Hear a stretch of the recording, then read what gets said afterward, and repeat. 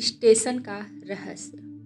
दोस्तों, ये स्टोरी एक रियल स्टोरी पर बेस्ड है, जिसके पात्र और जगह का नाम चेंज कर दिया गया है। तो चलिए इस स्टोरी को शुरू करते हैं। भागवन, आखिरी ट्रेन। सन 1962 के बाद से चंदनपुर रेलवे स्टेशन वीरान पड़ा था। ना वहाँ कोई ट्रेन रुकती थी, ना कोई मुसाफिर आता था। पुरानी जंग लगी पटरियाँ, टूटी फूटी ब्रेंचें और प्लेटफार्म के ऊपर मंडराता घना कुहासा। सब कुछ मानो किसी दर्दनाक इतिहास की कहानी सुना रहे थे। गांव वाले कहते थे कि एक रात भीषण आंधी और बारिश के बीच एक ट्रेन, जिसका नाम था मोच एक्सप्रेस, चंदनपुर से गुजरी थी। उस रात के बाद वो ट्रेन भी गायब हो गई और उसके साथ उस ट्रेन में बैठे सभी मुसाफिर भी। न ट्रेन मिली न लाशें, बस रह गई तो उन आत्माओं की कराहटें जो अभी उस स्टेशन पर भटकती रहती हैं।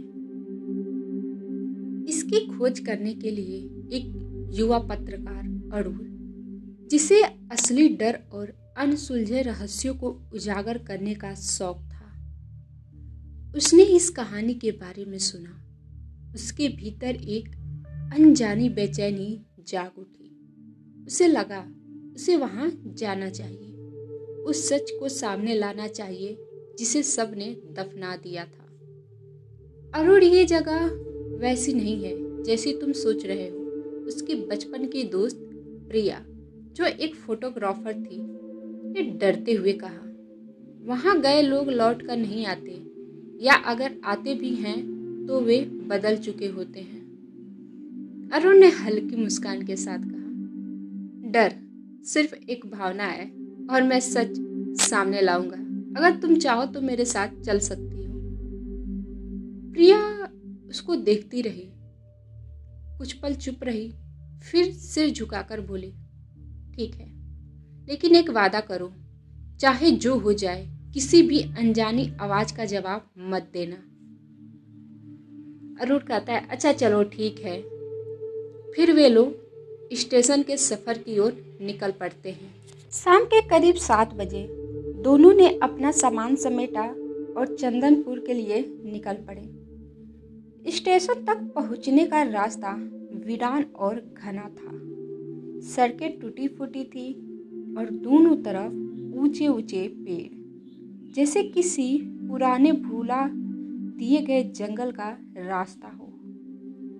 रास्ते में उन्हें एक बूढ़ा बाबा मिला, जिसने कांपती हुई आवाज में उन्हें चेतावनी दी, बच्चों वापस चले जाओ, रात के समय वहाँ मौत की परछाइयाँ मंडराती है, कोई नहीं बच पाया अब तक।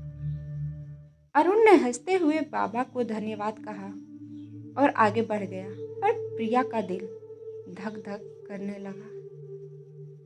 जैसे ही दोनों स्टेशन पे पहुंचे, एक अजीब सी ठंडक ने उन्हें घेर लिया। हवा में एक अजीब सी सड़ी हुई गंध थी। पुरानी पटरी पर जंग लगे लोहे की आवाजें जैसे गूंज रही थी, जैसे कोई अदृश्य ट्रेन अभी भी वहां से गुजर रही हो। स्टेशन के गेट पर जंग लगा लोहे का बोर्ड था, जिस पर मुश्किल से ही लिखा कुछ दिखाई दे रहा था, चंदनपुर, वह जहां समय थम गया।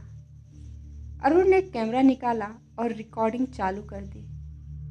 हम आज उस रहस्य से पर्दा उठाएंगे जिसे सबने भुला दिया है, वह कैमरे में बोला। लेकिन तभी प्रिया की नज़र एक टूटी हुई बेंच पे पड़ी।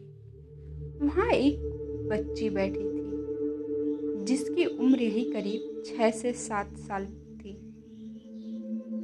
सफ़ेद फटी हुई फ्रॉक पहने, सिर उसका झुका हुआ था, उसके बाल भीगे हुए और चेहरे पर अजीब सी उदासी थी। प्रिया अरुण को अपनी कांपती हुई आवाज में बुलाती है। अरुण, तुम भी देख रहे हो ना? अरुण ने अपने कैमरे को उस बच्ची की ओर घुमाया, लेकिन कैमरे में कुछ भी नहीं था।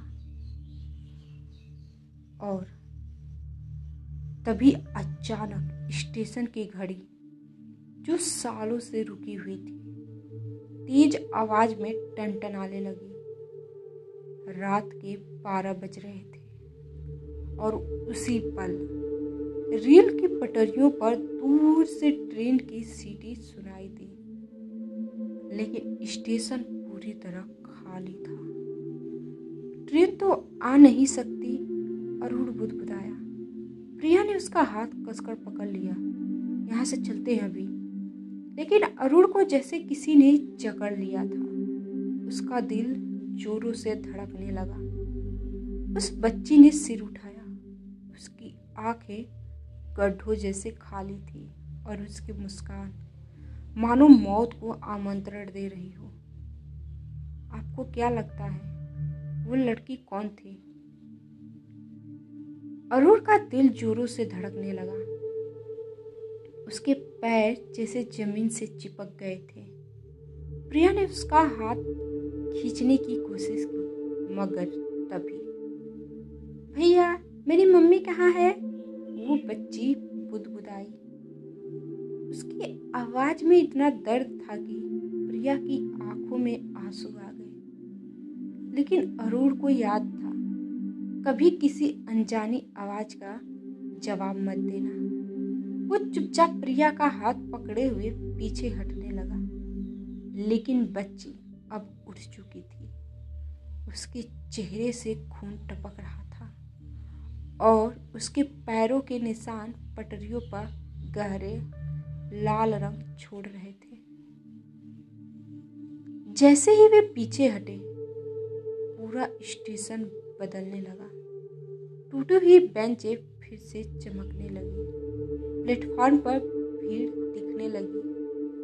माएँ, बच्चे, सैनिक, व्यापारी, सब के सब पुराने कपड़ों में। एक ट्रेन आकर रुक गई। उसका नाम साफ दिख रहा था, मुझ एक्सप्रेस। लेकिन एक अजीब बात थी, सबके चेहरे धुंधले थे, आंखें खाली। वे सब धीरे धीरे ट्रेन में चढ़ने लगे, जैसे किसी और दुनिया की यात्रा पर जा रहे हो। प्रिया के होठ सूख गए। वह बुदबुदाई, अरुण ये सब सच है क्या? अरुण ने कांपती आवाज में कहा, हम समय के बीच फंस गए हैं। ये वही रात है जब मुझ एक्सप्रेस गायब हुई थी। और तभी प्लेटफार्म पर भीड़ के बीच से एक औरत दौड़ती हुई आई। उसके हाथों में एक लाल रिबन था, उसी बच्ची का रिबन। सोनो मेरी बच्ची, ट्रेन पर मत चढ़ो। उस औरत की चीखें दिल को चीर देने वाली थी। लेकिन बच्ची, जो अब बिल्कुल अरुण और प्रिया के सामने थी, बिना मुड़े ट्रेन के दरवाजे की ओर बढ़ रही थी। अरुण के अंदर एक जोरदार द्वंद्व शुरू हो गया। उसने खुद से कहा, अगर मैं चुप रहा तो शायद बच जाऊं, लेकिन अगर मदद की तो? प्रिया की आंखों में भी वही सवाल था। फिर भी अरुण ने आगे बढ़कर बच्ची का हाथ पकड़ लिया। रुको, वह चिल्लाया, तुम्हारी माँ यहीं है। पूरे स्टेशन पर सन्नाटा छा गया।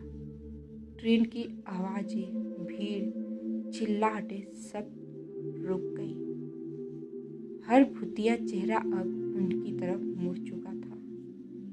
और तभी अचानक बच्ची की आंखों से खून बहने लगा।